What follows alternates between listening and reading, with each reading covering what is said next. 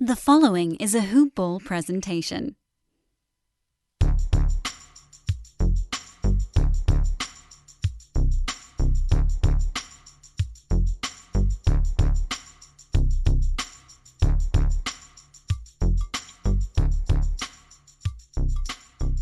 Good morning, Hoop Ballers, and welcome to another edition of Hoop Balls DFS Today. This is your March 23rd edition, Tuesday edition, and I am your host, Santino Cacone, and I am joined by the one and only, my good buddy, Will. William is Billiam Harris.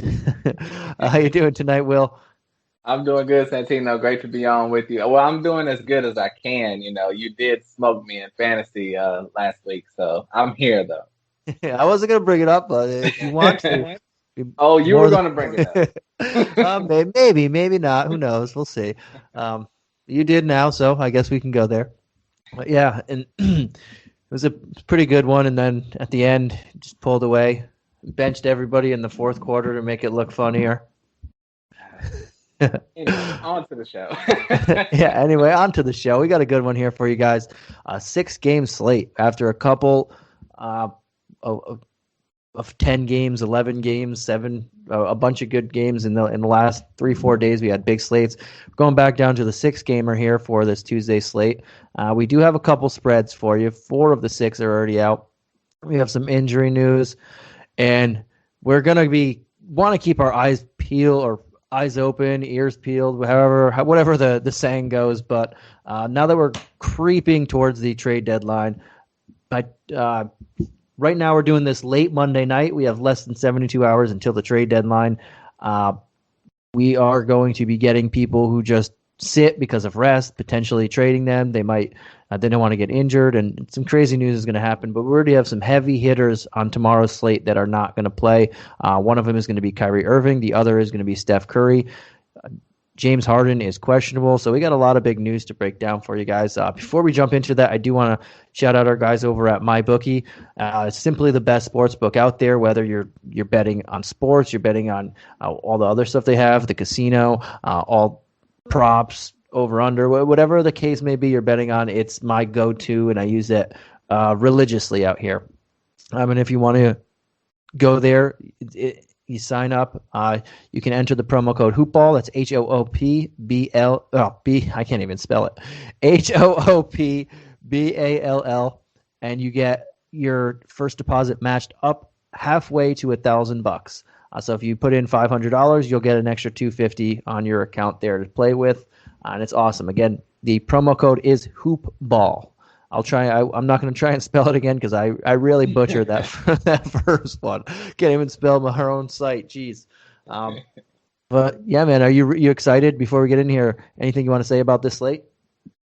Oh, I'm excited. I mean, it's going to be a lot of sleepers, guys. You're not usually using, but because of the injuries and like you said, with the trade potential holding out situation, it's going to be a lot of guys you're going to be using, like Kyle Kuzma, for instance, that you may not have been so excited to use, but tonight's going to be one of those nights you're going to have some guys like that. But we're going to start off with Denver and Orlando. You don't want to use the Kuz? Oh, you would want to use the Kuz. You do want to use the Kuz, okay? Yeah. Yeah, we have on the 6 games. We have 1 game at 7, 2 at 7:30, 1 at 8, and then 2 late ones at 10 p.m. Eastern Standard Time. We should have a lot of news in by then, but one big thing of advice, and I say this all the time, but especially true here, if you're not going to keep up with the news, if you're just going to try and fill out a lineup, I would say play very light. If you just want to play and just play, don't put in big bucks if you're not really going to pay attention to the news, because we're going to get some curveballs. Just be prepared for that one. You don't want to be putting in someone in your lineup and then getting that Clipper treatment where they get ruled out right after the lineups locks start. We saw that today with the Pacers. The Brogdon and Sabonis got ruled out, I believe, close to lock. But Jason Tatum also 17 minutes before the game. Ridiculous. Yeah, that's changes. Those guys cost a lot of money, so they change everything around, which makes it even worse. But yeah, let's jump in the slate before we digress a little bit more. The first game of the night, you touched on it, is the Nuggets at the Magic. This one starts at 7 p.m. This is the only one that starts at 7 p.m. Eastern Standard Time. The spread for this one is 219, and the Nuggets are 6.5-point road favorites. Both of these teams are on the front ends of a back-to-back. We have 4 teams that can say that. 2 of them are these teams. And for the injury report on this, we have Gary Harris is out. He's also being floated around in trade rumors. Monte Morris is out, and Greg Whittington is questionable for the Nuggets. For the Magic, we have a laundry list as usual. Isaac Fultz, they're not going to return. Cole Anthony is currently out. Last thing I read is he's not as close as he should be. It's going to be a little bit longer for him. And then we have Terrence Ross, Jason Randall, and Mo Bamba, all questionable. We'll start this one on the Nuggets side, and I'll throw it over to you, my friend. How are you feeling about this Nuggets team and Jokic and everybody else in particular? Jokic is the 3rd highest priced guy on this slate right now. And deservedly so. With Jokic, his last 2 games were in the 60s and 70s. When you're paying that price at $10,700, you want a guy that's going to be able to produce, and he's been producing all season. A friend of mine, in our fantasy league, first time ever playing, didn't know, most of the players, but he got Jokic and Damian Lillard, and he's like smoking everyone in the fantasy. So, anytime you get Jokic and Dame plays tonight too, you're going to be in good shape. I like Jamal Murray, especially with Monte Morris out, and his production has been ramping up. Michael Porter Jr., obviously, he's been playing well lately at 6,700. Will Barton is, basically the starting lineup is you're in good shape with the Nuggets. Like Barton is at 5,800. He'll hit that price. But the guy that piques my interest is Facundo Campazzo. I mix his real name and his nickname up all the time. But he's at 4,000. With Monte Morris out, he's going to have, the opportunities. He may not be a lock, but at 4,000, he's someone you can slide in your lineup because he's going to get the minutes. How you feeling about the Nuggets tonight? And I like Facu too. I think he's a pretty good play as long as Morris and Harris are out. He's going to get the minutes. He did not do well in that last game. He shot 0 of 4 from the field. And those were all 3-pointers though, and that's what we want to see if he's taking shots. Hilariously though, out of his last 9 shots, 8 of them have been 3-pointers. So he's taken threes. Didn't get many assists in the last one, but he was piling them up before that. He can at 4K. I don't mind going there for a value play if you have to go there. This is another matchup where this might get out of hand very quickly, and you might see extended minutes because of it. For me, I think Jokic is the one guy. Jokic and Porter are the 2 guys that I'd be looking at here if you think this game stays competitive. I don't think it'll be too much of a blowout, but if they do rest Aaron Gordon because he did formally request a trade, and if Terrence Ross can't go, then I don't know how much exposure I really want to this team because this just looks like a bye game here with the way that they're playing. So we'll see what the injury report is, but I think you hit the news right on the guys that I'd be looking for at too. But big game to keep an eye on because Orlando just might blow it up. But how about on the Orlando side, man? Who are you looking at over here? Yeah, and if you're trying to save a little bit of money on the center position, Vucevic is at 9,700. That's 1,000 cheaper than Jokic. He has the potential to get you, 50s and 60s. So you could also use him. And he's been having an all-star amazing season this year. And with like you said about Aaron Gordon, that is a great point. He did officially request a trade out of Orlando.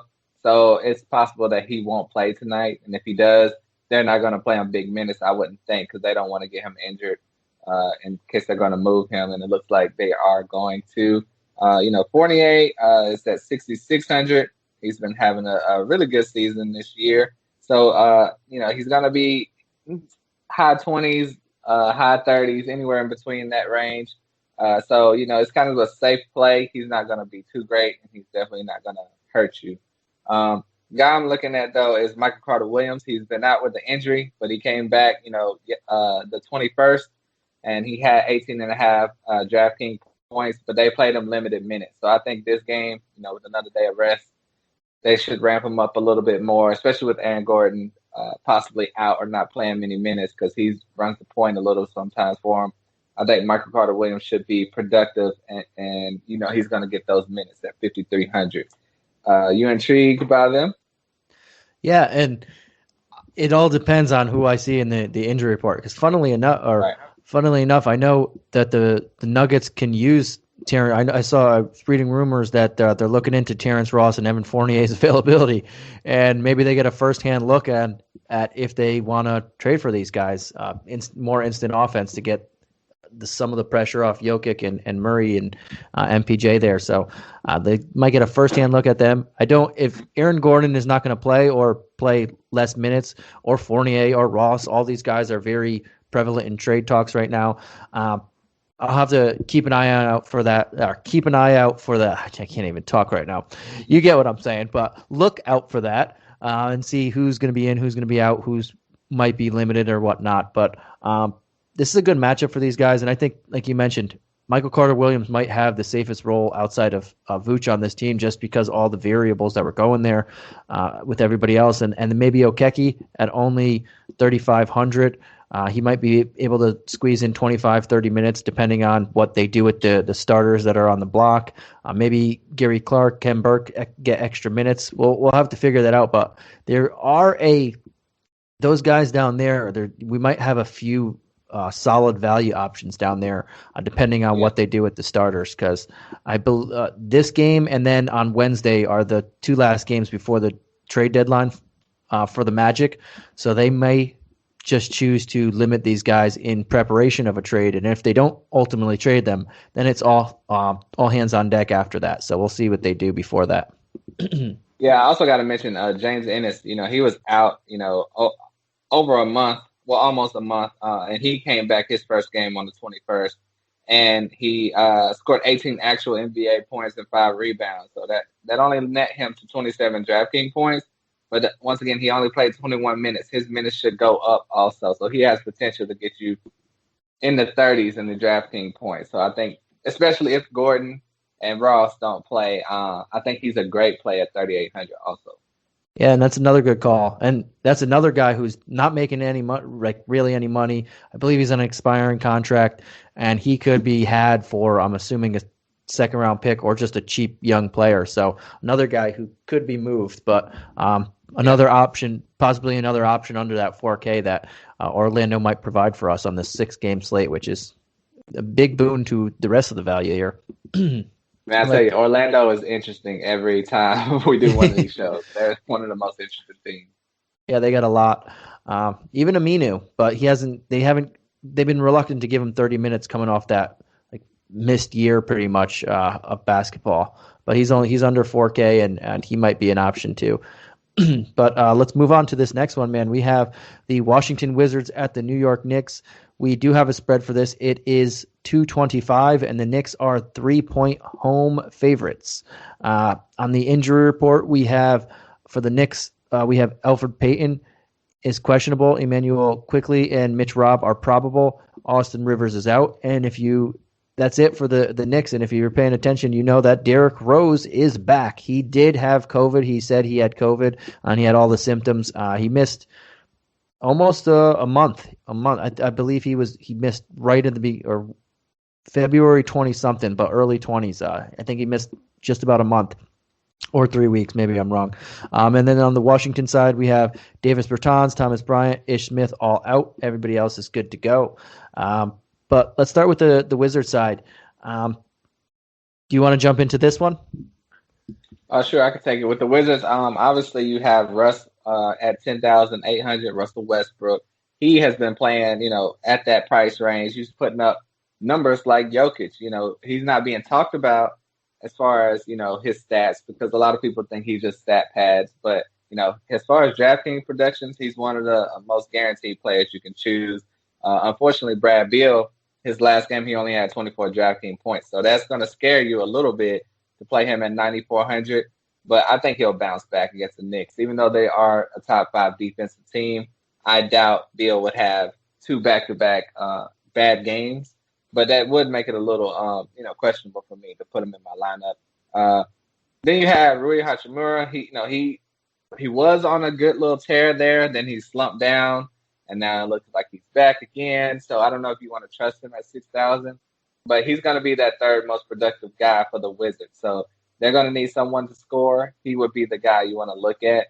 Other than that, it's not too many guys on the Wizards I like. They just have a bunch of role players, and I wish they would play Denny Avdia more, but they're being conservative with him.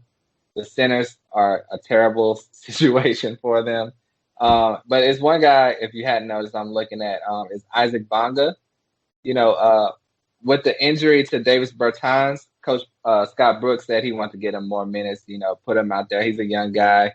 Last game, he didn't do much. They only played him 12 minutes, even though he said before last game, I wanted to get him more minutes, but I could see him potentially getting more minutes in this next game because they're going to need his range and, defensive abilities, and he can put up some stats for you. So it's probably too risky to put him in your lineup. You could put him in a GPP possibly, but at the minimum salary of 3,000, he's a guy you should keep your eye out on for potential, use in the lineup. Yeah, and for me, I just don't like playing people against the Knicks a lot. I mentioned it a lot. They are one of the best defensive teams in the league, and they are the slowest paced team in the league. So it's just not, for me, a recipe for fantasy success. But looking at the slate, knowing that James Harden is questionable, and that is the late game, fantastic matchup, but we'll get to that soon. I think if we don't get any news on that, Westbrook won't be a terrible pivot option in GPPs just because he's been on fire. He looks like the OKC version of the Westbrook in the last some odd games here. Just playing great, even if he's not shooting the ball particularly well or is turning the ball over in massive quantity as he is, he's still ripping down rebounds, getting a bunch of assists, scoring the ball a lot, and doing the typical popcorn numbers. So I think he's fairly safe even in this matchup, and we know Rose is playing. Rose is not the greatest of defenders. Neither is Elfrid Payton if he comes back, so he does have an advantage in that scenario. I don't know if I really want to target Beal, even though we are getting a discount. I don't like the matchup. But if I do have to look at someone else here, I'm reluctant to say this, but Alex Len had a really good game in the last one. I know it was against Brooklyn, but he saw 29 minutes, and I don't know if that sticks because Scott Brooks doesn't like any of his centers. He just mixes and matches depending on who's not doing bad that game. But if you're digging down in that under 4K range, I mean, he theoretically is an option there. But I'm probably going to stick away from the Wizards for the most part and hope that Harden plays, or if not, we know Dame Lillard's going against the Nets also. Yeah, I agree. The Wizards are pretty sketchy. So, but how about the Knicks, man? Now that everything I just mentioned about the pace and the defense of the Knicks, it's flipped on its head over here because the Wizards play fast and they just play loose. And by loose, I mean they don't care if you score. Yeah, I think for the Knicks side, Julius Randle is at 9,900. I think it's pretty much always safe to play Julius Randle. He obviously had an all-star season this year. He's putting up some big points, rebounds, and assists. He's had a couple triple-doubles this season. And he's pretty much, he drives that team. I don't know if you saw the last game. He hit that three at the buzzer to send him into overtime. Normally you don't go to a power forward for that, unless it's Anthony Davis. So I just love the way he's been playing all season. RJ Barrett at 6,600 should be a safe play. Never exciting, but he's a safe play. The two guys that interest me are Alec Burks at 5,800 and Reggie Bullock at 4,900. They can kind of put up normally the same type of production, but it is going to hurt that Derrick Rose is coming back. But I don't think he'll play a full complement of minutes. They normally don't when they first come back. But you got to check out for Rose and Elfrid Payton. If they come back, I think that would hurt them too. But Burks and Reggie Bullock have been playing big minutes while everyone was out, and they've been playing very well and competitive. And Tibbs loves his veterans, that are know how to win. So I can see them still getting minutes. You can check and see who's going to start. I'm sure it'll be Burks, but those two guys interest me at 5,800 and 4,900. Would you consider them, considering that Rose is back and if Peyton is back? Yeah, that's the tough thing. How many minutes is Rose going to play? If Peyton plays, how many minutes is he going to play? Quickly is there too. That it's probably going to be jumbled for me, so I don't know if I particularly want to go there. But against Washington, they all can theoretically eat. So we'll see exactly what happens there. And Mitch Robb, how many minutes is he going to play? Because if he's ready for, I don't think he is. I think he's going to stay around 20 minutes. But if he was ready for 30 minutes, this is just a fantastic matchup. Again, the Wizards' front court is just bad defensively. I don't mind attacking a lot of these guys. Randall, 9-9. We have so many heavy hitters on this slate that I'm probably not going to go after him. But if you don't want to spend up that extra 1K for a Jokic, or we mentioned Westbrook, I prefer Randall probably over Westbrook just because of the matchup. But if you don't want to spend for the guys in that late game, if Harden misses, maybe it's a blowout and you want to save some money and not go over there, Randall makes for a great pivot, man. Under 10K against the Wizards defense, that's where he can really hit you 60 points and get to his, or even higher and get to his high upside.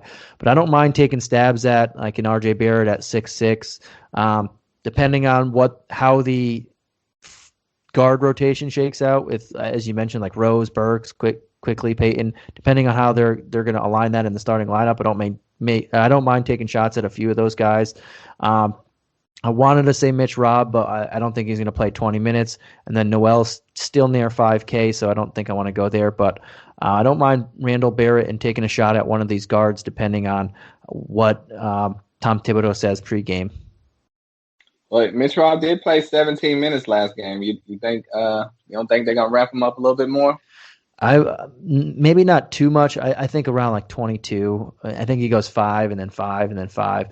Maybe he's ready for a full complement, but I'm just not sure he's there yet. I think they're going to say he's still going to remain on the minutes limit, but a couple extra.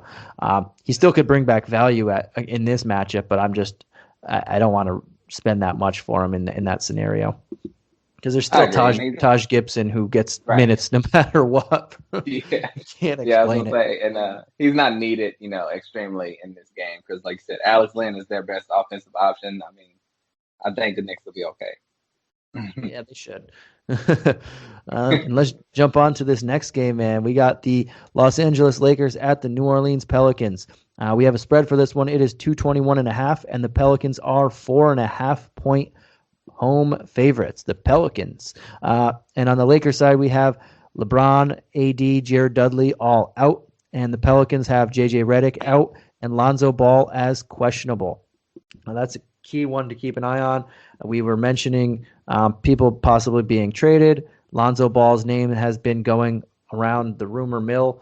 Don't know if he will get traded because he really does fit so well on this team with Zion, but I don't think that the Pelicans want to pay $20 million for him when they already have Ingram, and they know they got to pay Zion and Bledsoe and Steven Adams are making near $20 million right now. So I digress, but we'll get to the side of the ball. Throw it to you again. We know LeBron, no AD, very good matchup. How many Lakers can you target here? Looking at their price tags, most of them got a little bit of price bump here since that last one. Yeah, well, it's only 3 that I'm really looking at. With LeBron and AD out, you would think this is Kuzma's team. This is his time to take over. But the last game that LeBron was out, Schroeder is the guy that took over. He averaged 15 points on the season. He went off for 22 points. Not enough assists for my liking, only 3. But it seems like he is seeing the green light, and he's going to take advantage of it. But I think, in the upcoming games, I think Kuzma will be more aggressive. So at 6,800, I think that's, very reasonable for him. And he should get, anywhere from 35 to 45 DraftKings points, in my opinion, as long as he's aggressive. But if you don't want to spend that on Kuzma at 6,800, I think you could possibly get the same level of production in Taylon, Horton, Tucker at 5,500. He scored 17 points and 6 rebounds the last game LeBron was out. I think he can keep that type of production up. And so that would be in a similar range as Kuzma for $1,300 less, DraftKings dollars less. So I think, those are only 3 guys I'm looking at. Are you interested in that? Do you trust Harold? What do you think about the Lakers? Because you are the Lakers aficionado, so break them down for us. Yeah, I think Harold's in a pretty solid matchup. They really need him here. They don't have much in the front court. I know Marc Gasol might be back. I don't know, but they need Harold to do something. Don't mind going there. I think it's slightly pricey there. I think Schroeder is a better option. As you mentioned, he is the de facto number 1 option right now on offense. Kyle Kuzma's trying to be, but I think Schroeder is a little better, and this is a better matchup also for Schroeder than it is for Kuzma. Taylon Horton Tucker, last game, he was my chalk guy at $4,200. Now he gets that appropriate $1,300 price tag, but that's still not enough. He's still going to bring back value at 55, so I will take some shots here. Very good matchup for him, whether he starts or comes off the bench, and I think he's probably going to come off the bench, but he should see near 30 minutes or so and bring you back 30-plus fantasy points here, because the way his game translates without LeBron and AD, he's a guy who gets his own shot, likes to take shots, and is a shooter, so he's going to have free reign to do so. I also don't mind for one of the lower guys, Alex Caruso at 4K. I think that's a little bit cheaper for him. He was 3-3 in the last one, which was pretty good.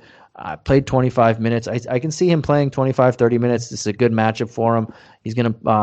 They're gonna need him, and at 4K, he's a guy that I'd be looking at to fill out my lineups. Not actively targeting, but I don't mind going there. But I'm with you. I think the 3 guys at the top or outside of Kuzma are the 3 I like in this matchup particularly.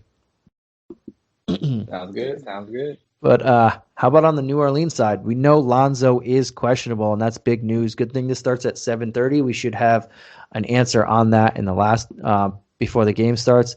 Then in the last one, we saw Nikhil Alexander-Walker really take advantage of Lonzo missing. Eric Bledsoe didn't even want to show up, but where are you looking here, and what happens if Lonzo plays or doesn't play? Yeah, I'm looking at 4 guys on the Pelicans. Zion, obviously, at 8,700. Anytime he's under 9,000, you can use him. Lately, Brandon Ingram's been putting up similar production to him, and he's at 7,800. So if you want to save a little money, you can go with Ingram over Zion.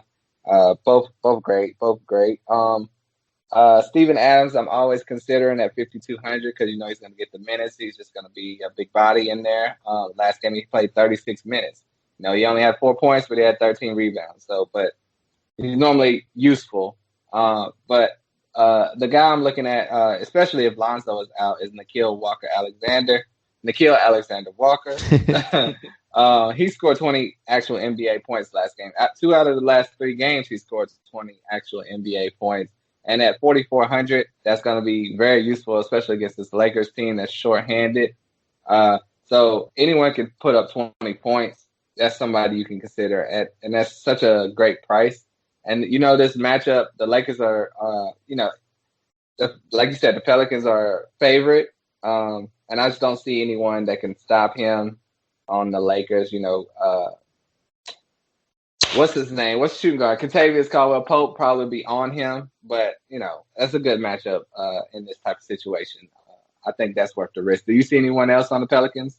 I like Steven Adams. I think the matchup is just really good for him. Not huge on Steven Adams. I don't go here often, but the Lakers are just so vulnerable up front, and even more so now. 5,200, I think he'll bring back value here. I like Alexander Walker if Lonzo's not playing, like you mentioned, and you have Ingram and Zion. I lean Ingram if Ball does not play, and I lean Zion if Ball plays. I think Ball is just very good for Zion. He spreads the floor. He's another facilitator. He can create shots for Zion, get him in ideal spots for him to use his advantages. Without him, there's not as many floor spacers without him and Redick in the lineup, and Zion needs people to space the floor. Ingram works better in that like ISO type of thing. So I like him there for that $900 savings. But we'll see what happens with the injury report there. But yeah, I think Steven Adams is just in a pretty good matchup, so I would add him to the list that you mentioned. If Lonzo is out, would you trust Kira Lewis or? I don't know. I thought he would have had a decent game in the last one, but he only played 17 minutes, and they really went to Alexander Walker instead. So I'd probably just leave him alone. But if you had to take a stat, like he's bare minimum, and if that's what you're looking for, he's probably the best bare minimum option that he might be one of the best bare minimum options that are out there, depending on what else we get here. Yeah, I agree. So stay tuned for that, right before tip-off. Yep, and then this next game we have is the first round of games at 8 p.m. Eastern Standard Time. It's the Phoenix Suns at the Miami Heat. We do not have a spread for this one. We also don't have a spread for the next one. But we do have this an injury report, and the Suns have Abdel Nader as probable, and the Heat have Avery Bradley, Goran Dragic as questionable, Udonis Haslem is out, and Gabe Vincent as probable. The Suns are the third team that are on the front end of a back-to-back. The last team that we'll get to is in the last game. But we'll start with the Suns. I'll throw it over to you again. This is a tough defensive matchup for both of these teams, a slower pace game. Do you have any interest on the Suns or in the Suns? I have a lot of interest in the Suns, especially with Devin Booker at 7,900. He's the type of player that can put up the same or similar production as Bradley Beal, and Bradley Beal is priced at 9,400. So, that's $1,500 saving. We can get the same amount of points, or close to. And they're going to need him in this matchup to keep up with Miami. CP3 at 7,300. You may look at that at face value, say that's a little high. Why is he that much? But, his last game, he had 54 DraftKings points. A lot of them before that, he's in the 30s and 40s, but that just lets you know he has that potential at 7,300. DeAndre Ayton at 5,900, that's just ridiculous. His talent is much better than that. His production this season has not lived up to what we all expect from him, but I think it's always okay to put him in your lineup because he has that potential. We all saw it last year. It's just the way they're running the offense at a slower pace and, more about winning than stats this year. So 5,900 still, that's hard to not pick someone with that type of talent, even if he doesn't produce. And then the only other guy I'm looking at is Mikael Bridges. He's a safe bet at 5,500. He always has the potential to go off. I don't know if you're interested in Jamison Crowder, but those four are the main ones I'm interested in. Usually every time with the Suns. Yeah, for me, I don't have huge interest in a lot of these guys. I just think the matchup is tough. I think the people that I would like the most are Chris Paul. I know he's coming off a triple-double. I don't think he'll do that again, but I think Booker sees a lot of Jimmy Butler's defense. Chris Paul sees Dragic, who's pretty good as well, but he's not Jimmy Butler. He's decent. He'll see some Kendrick Nunn too, some Tyler Hero. I think that's good for him. Ayton finally had a big game, and I'm happy about that. He was one of my favorite picks in the last one. Don't think he'll do it again against Bam. At 5,900, you can take a shot there. It won't kill you. I probably won't go there. I do like some Jay Crowder going against his former team at 4,500. Hope we'll see a lot of Kelly Olynyk, and I think he'll bring back value here. He doesn't have to have a heater to bring back value at 4,500. It's one of his lowest price tags in a while. He's been around that for this range lately, but this is a decent matchup for him. And that's probably it here. This is not a game environment that I like too much. But how about on the Heat side? Anything that's sticking out to you over there? I will say Crowder may be priced at that 4,500 because Cam Johnson just recently came back. He was out for weeks and weeks. I don't know if that's going to hurt him or not, but I do think the revenge game narrative will help Crowder in this one. Jimmy Butler has been, lights out for the last few weeks. For the most part, he had almost 51 drafting points last game. He always has that potential. His price is going up there at 9,300, but I think you can still use him. No one on Phoenix is really going to scare you. Crowder is probably their best guy they could put on him, but he is not going to be able to keep up with Jimmy Butler for the whole game. Bam at 8,100, solid. 40s and 50s you should expect. You always can use him. Now, for the rest of the Heat, I don't trust any of them except, and I don't even know if I would say trust, but Duncan Robinson at 4,700, he piques my interest. That's a great price. And, they're always going to use him to hit 3-pointers. Last game he had 30 DraftKings points. So he has that potential. He's got a lot of duds in there too, or if you want to consider low 20s duds. But I don't trust Hero. I don't trust Dragic with, because he's banged up, if he's going to play the full game or not. Kendrick Nunn, one of my favorite players on the Heat, but will they give him the minutes? Will they not? When they give him the minutes, he's productive, but, they're just so up and down with him. Jimmy, Bam, and Duncan Robinson, the only one I'm considering for Miami. All right, I like it. For Dragic, this is a revenge game for him, going back to Phoenix, but we don't know if he's going to play in this one. For me, if Dragic does play, he would probably a guy I would look at if he doesn't have a minutes restriction at 5,400 going against his former team. I don't mind that there. I know Chris Paul's on the other side. That's a very good defender. I don't mind Bam Adebayo, but I probably won't go there. I'm probably not going to go to too many guys on this team. As I don't like target people on the Knicks, I don't like targeting games against the Suns too much. Also, they're just the second slowest team in the league and a top 5 defense. You can bring back value here, but I don't know if I won't be paying up for Butler just because I know that the other options there. I want to save some money. Don't hate Bam. DeAndre Ayton is the weak spot on this team defensively, so we can go there. And Dragic would be the other guy. But I don't have too much interest in this game in general. Yeah, with the trade deadline approaching, I hope Phoenix does something to get themselves, trusted power forward, because I think that's the hole they're lacking. Like you said, you don't trust DeAndre Ayton against Bam, that he's their weak spot.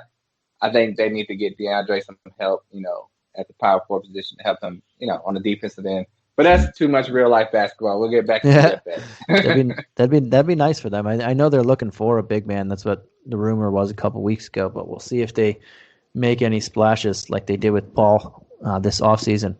Yeah. But the next game we have is the Philadelphia 76ers at the Golden State Warriors. We do not have a spread for this one, but we do have some injury reports, and they are some heavy hitters. We have Klay Thompson, Marquise Chris, we know that they're out, but Stephen Curry is out once again for this one, ruled out early. So that means they play again on Thursday. He might not be playing in that one since he was ruled out the day ahead. Eric Pascal and James Wiseman are probable, so they're looking like they're going to make their returns from the health and safety protocols. On the Sixers side, we have the big hitter, Joel Embiid, and then Steph's brother, Seth Curry, also out. So no Currys in this. Two Currys to no Currys here. But we'll start on the Sixers side and once again pass it to you and say how you like this team against this exploitable Warriors team, knowing that there's no Steph, and the Sixers have just been playing well, no matter who's in the lineup. Yeah, they have. It would have been fun if everyone was healthy, but considering what we have, Ben Simmons at 8,800. Normally he's around that price point, and I don't like to use him because he's getting a lot of 30s and low 40s in his DraftKings points. But with Embiid out, you can trust him a little more. The price point is still a little high, but you can trust him a little more because the team has to run through him, fully. And you have Tobias Harris. He's been really reaping the benefits with Embiid out. He had a 60-point DraftKings game just the other day, so he has that potential. And he's going to be their scorer. Ben Simmons is going to be mainly the facilitator. Tobias Harris is going to take the load on the scoring end. I think you can look at Dwight Howard at 6,000. He's been very productive. Last game he even played 32 minutes. I believe that's a season high for him. He's definitely going to get you the rebounds and put back. So at 6,000, that's a great price point. And, I think you can also look at with Steph Curry out, Danny Green at 4,900. He was a key factor in them winning the game last game. In the two of the last 3 games, he scored 18 points. So that production should still be there. I think he has the green light. I think he's feeling comfortable on this veteran-laced team. He's not under the spotlight like he was with the Lakers. And you know how the Lakers fans were just killing him, Santino. So I think he's a lot more. Me, I wasn't killing him. No, you weren't. But the Lakers fans were really killing him last year. But I think he's okay price at 4,900. What do you think? Yeah, and I think we can look at a few guys here. I think this is a good matchup. I don't know if I'll specifically go to Danny Green, but he is in a decent matchup. I do not like the near 5K price tag, though. I do like Matisse Thybulle. I know he only played 18 minutes in the last one. I don't know why he's still hovering around that $3,500 price tag. He's shown the ability to put up mid-20s, and this is a type of environment that he could do some damage in. But looking at Harris and Simmons, I think Simmons is in a very good spot for some of those guys in that 9K range. There's not going to be Curry, who's not a great defender, but this backcourt, he can exploit it if need be. Him or Shake Milton. Shake Milton, he's pretty much a scorer, and sometimes he doesn't score, so take that as you will. He's not. I love that description. but he's not doing much of anything else. This is a matchup where he can do that, but I don't want to pay. I think we mentioned a few guys around that mid 5K range that I like a little bit better than I feel more comfortable in. And I do like, I think you mentioned Dwight Howard. At 6K, it's a little high, but he has been putting up pretty solid rebounding numbers. He's been rebounding like the Orlando Dwight Howard, and I think he could, knowing that the Warriors don't have great defense from any of their two centers. I'm not counting Draymond in this. I think he could score double-digit points and get you at least 12 and 12 here. So I don't mind going 6K. I'm not going to do it, but he's on the outer edge of my player pool here. And yeah, I think Korkmaz is another guy at 4-5 that just makes it because this is a matchup where he can hit some threes. He doesn't, just like Milton, he's a guy who only scores and he just shoots threes. He doesn't do much of anything else, but he could be decent here for you. But what about on the Warrior side, man? Is there anybody you're looking at specifically, knowing that Curry is once again out for this one? Specifically, I think you would have to look at Andrew Wiggins. Last game he got 38 DraftKings points, but the game before that he had 66. That's incredible. He had 40 actual NBA points and 8 rebounds, 4 assists, 4 steals. I mean, he just went off. So with Steph Curry out, he has that potential. He has the green light to go off again. It might hurt him a little that Oubre is back. But Oubre played in that game. He was just limited. So they have a lot of shooting guards and small forwards now with Jordan Poole and, the other point guard that I always seem to think is Jordan Poole. What's the other one's name? Damian Lee or Nico Mannion? Damian Lee, yeah. Damian Lee and Jordan Poole, they're just the same person to me. But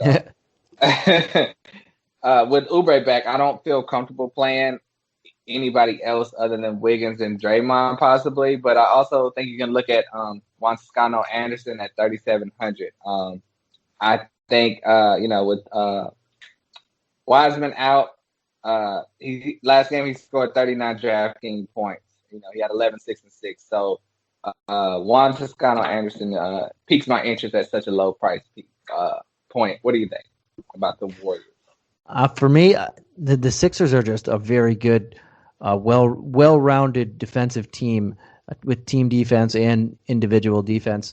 I know one of their big defenders isn't there in Embiid, but they still have Simmons and they still have other guys that are very competent. So I don't want to fully attack them, but I do like the Wiggins call at 6'6". He can go off at this.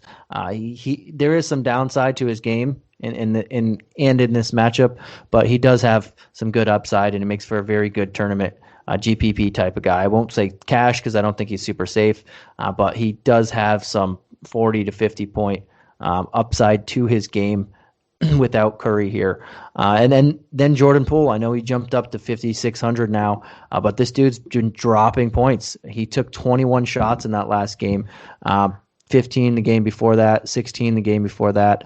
He has 3 straight games of 20 points, and he's been in double digits since in every game he's played this month. So I do like him in this matchup, and I think at 5,600 that he doesn't have to score 20 points again to bring back value, 20 actual points.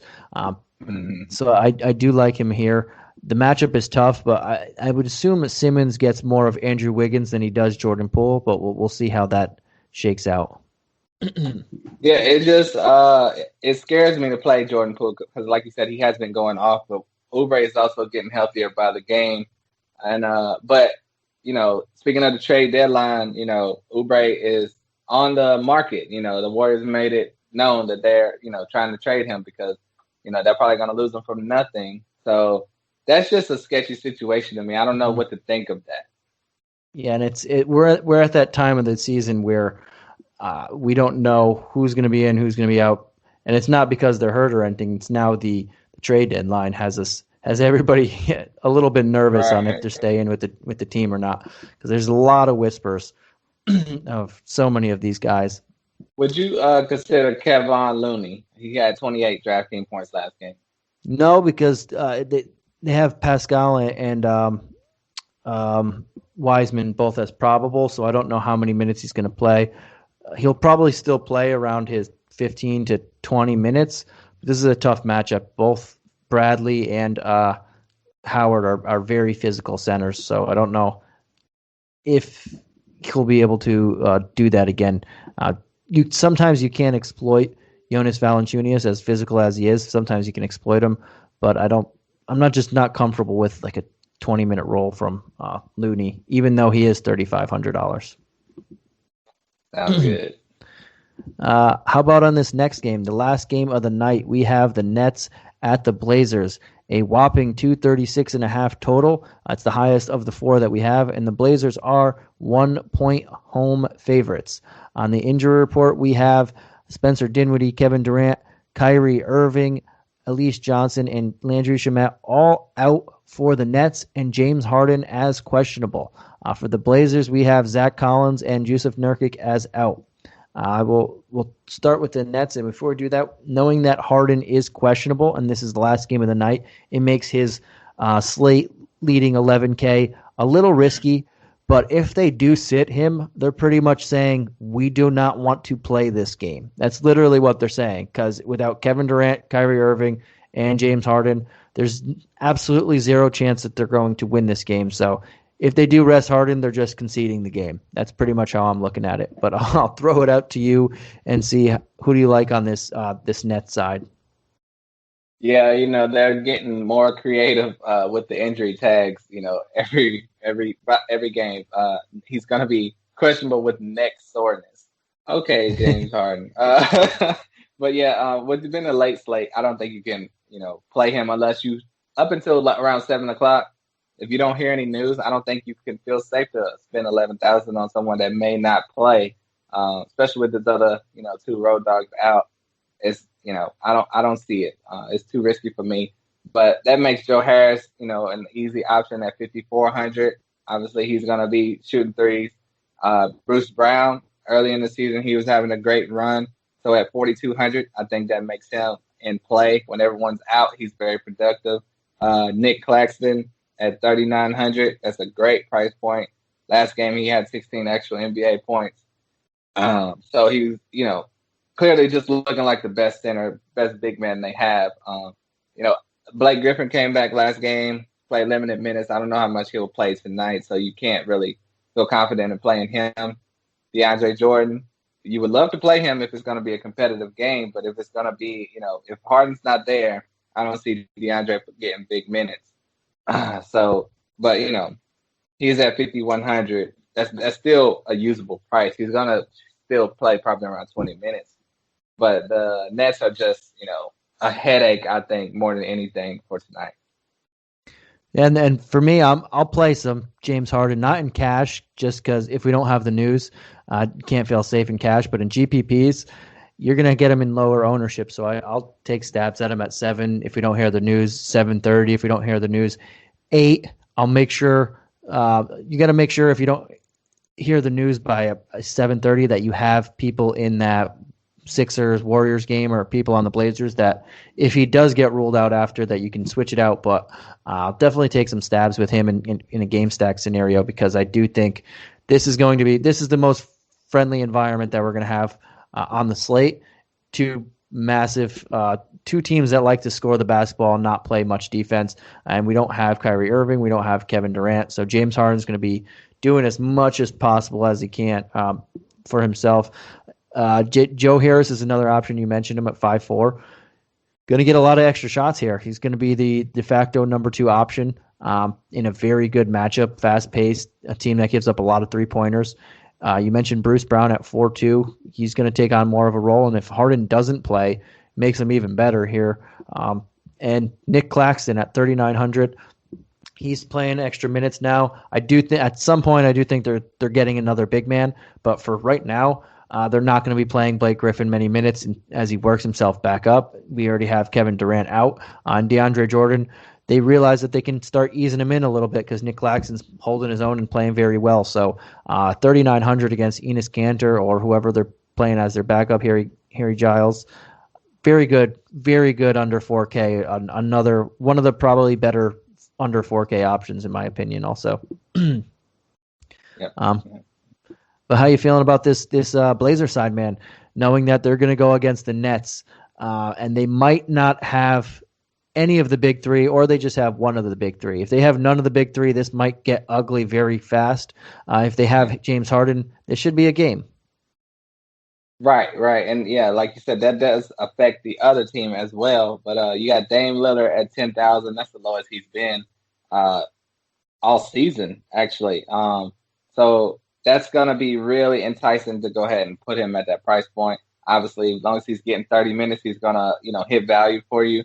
CJ McCollum is the guy that is the question mark. He's played 4 games back since his injury. Only one of those was a great game when he had 46 DraftKings points. But I think he's on the right track. I think they're easing him in. I think he has that potential. But if it's going to be a blowout type of game, they're not going to play him big minutes, I wouldn't assume. So another guy you can look at, obviously, is Enos Cancer at 6,400.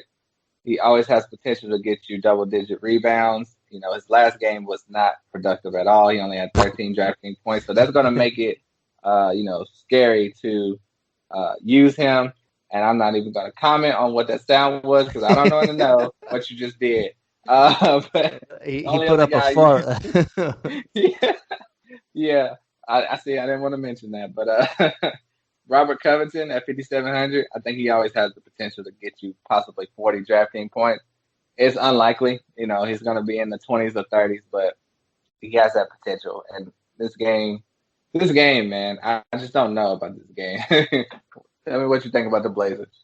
Yeah, I'm fine in GPPs taking shots at a lot of these guys. I can look at 5 guys in my opinion, and maybe 6. Looking at Derrick Jones Jr. at 3,700.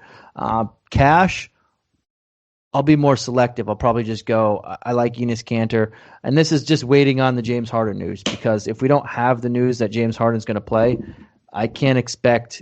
I can't load up on it in cash knowing that if he doesn't play, they don't need to play Lillard. They don't need to play McCollum. They don't need to play Cantor, Covington. None of these guys need to play over 30 minutes if James Harden doesn't play. But if he does play, then they probably will play over 30 minutes, and this is a fantastic matchup. Cantor against the Nets interior, pretty good.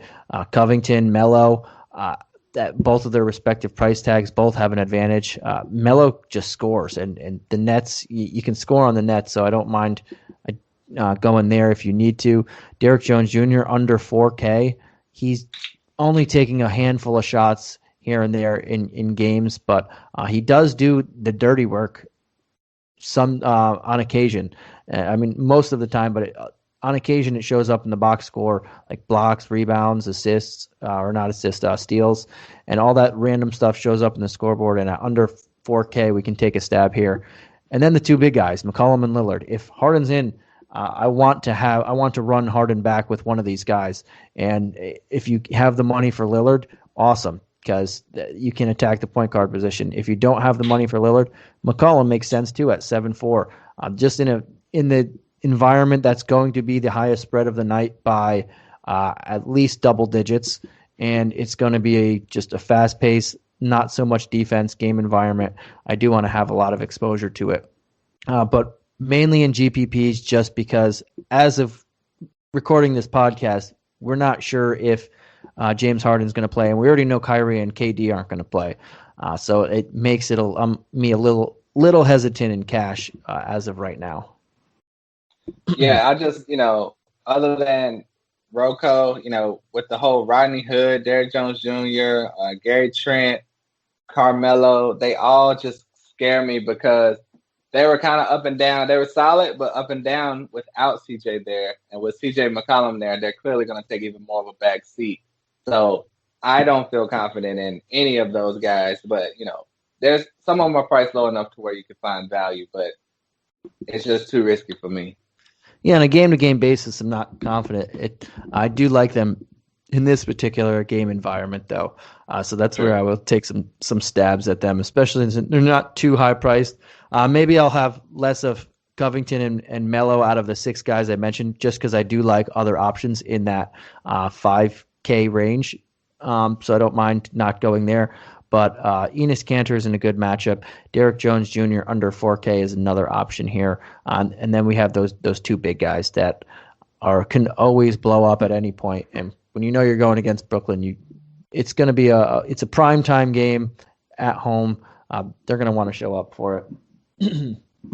But yeah, man. Before we head on out of here, we did hit those 6 games, knocked everything. I do want to do quick thing, and we'll just do one of each before we head on out of here, of your favorite tiers. And we can start with what do you want to start with, high, medium, or low? Let's start with high. We'll start with high. So anything over, we'll say 8K. Who's your favorite guy and why? It doesn't have to be the highest point score. It could be price, could be whatever the reason is, but who's a guy that you're targeting here? I would say Tobias Harris at 8,500, just because he's going to be the focal point of the offense for the Philadelphia Sixers. Sixers in a great matchup. No one too scary going to be guarding him on the other side on the Warriors. I like it. And I'm probably going to go Dame Lillard here at 10K and just hope that Harden plays and makes it a competitive game. But I like the 10K here for him. All right, man. Let's jump on over to the mid tier, and anything under about 5.5K to just under or 7.9K. So big what are you range. doing? Here. What are you doing with these numbers here? Come on now. What is that? The mid K. It's under 8K, but over 5K. It's pretty much what the mid tier. Mid tier. Okay. All right. Anyway, I got somebody for you. Taylon Horton Tucker at 5,500 just squeaks into your, number range. Like I said, I think he could put up similar production to Kuzma, if not better. And, the Lakers are going to need him to be, very productive for him and all around, to keep up with the Pelicans. I think that's a great matchup. And I also like Wiggins at 6,600 for all those reasons also. Yeah, I like that. I think Tucker I would rate him there too as one of my favorite plays there, just because they're gonna need him, and that matchup is fantastic. For me, I guess I'll throw out without the Tucker. I like RJ Barrett at 6'6", not the most reliable player in the league, but against the Wizards, everybody gets a boost for me. So I'll take my chances at him. Oh, hey, hold on. Question. Would you like RJ Barrett over Kyle Kuzma? They're only $200 difference. Yeah, slightly like him better. I like the matchup, and I don't know about Kuzma. Totally. I think he'll probably go off, and I'll be wrong about it, but slightly there. I like Tucker more than both of them at a reduced price tag, but I know you guys don't. You and Mike don't like having the same guy, so I will not say it. Your guy. I like it. I like that I saw your guy. Okay, you go first on the lower tier. And then we'll go, about 4,500 and under. I do know who you're going to say in that price range. So no, you don't. You're going to say a guy in that same Laker Pelicans game, but I'm going to throw out. There are a few people here. We'll have to keep an eye on the Magic. No. Throw out one person. No, I am throwing one. I'm just saying we have to keep an eye on the Magic because a lot of stuff will open up there. But I think Nicholas Claxton against. Damn it! That's the guy I was gonna pick. All right. Well, I think Nicholas Claxton against the Blazers just makes a lot of sense here. They're not going to ramp up Blake Griffin yet. DeAndre Jordan, they don't need to run him into the ground until KD comes back and tells him, I want him to get run in the ground. And right now, under 4K, it just makes a lot of sense. Well, I'm never letting you go first again. The other guy could potential, I don't love as much as I love Claxton, but James Ennis for the Orlando Magic. Like we said, keep an eye out on Aaron Gordon, possibly being out, and Terrence Ross. So with Ennis in there at 3,800, that's a great price point for him. Yeah, I don't know about Toscano Anderson now for the Warriors at 3,700.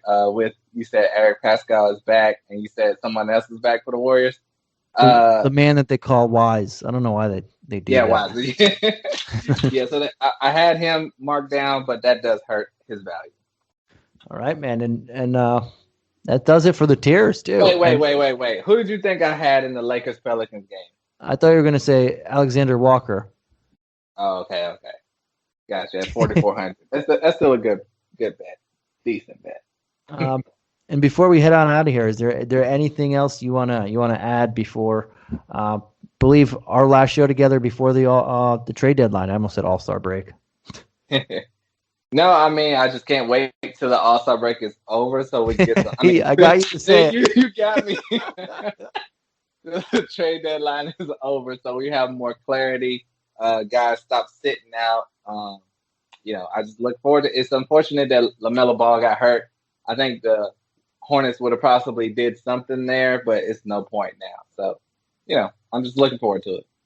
Yep, and they might do something, but for the future, nothing to really go after the playoffs now. I don't think they need to without their guy. But yeah, it's going to be fun, and it's going to be interesting to see what comes of what. We already had our first trade while we were doing this podcast, or right before we came onto the podcast. Mfiondu Kabengele went to the Kings for him, a second-round pick, and cash went to the Kings for a protected second-round pick. Big moves already being made. But, yeah, I can't wait to see what happens in this deadline and who comes out with what. But Are your Lakers going to make a move? They're going to make a move. I don't know what it's going to be, though, whether it's on the buyout market or a trade. They're going to make something. I don't think they're going to make too many splashes, but they're not going to have the same team by, I was going to say tomorrow, but it's not the deadline. They're not going to have the same team by next week. They might, if they don't get anything they like, they'll wait for the buyout market, get DeMarcus Cousins, get someone else. Probably. Yep. We'll see. Well, we will see. But that's it for our Tuesday, February 20. Jesus, I'm lost right now. Our March 23rd edition of Hoop Ball's DFS today. I am Santino Cacone. You can follow me on Twitter at Santino Cacone. I was joined with Will Harris. You can find him on Twitter at William is Bill. We will catch you guys again next Tuesday. Have a good one. Yep, after the All-Star break. After the All-Star break. Weeks after.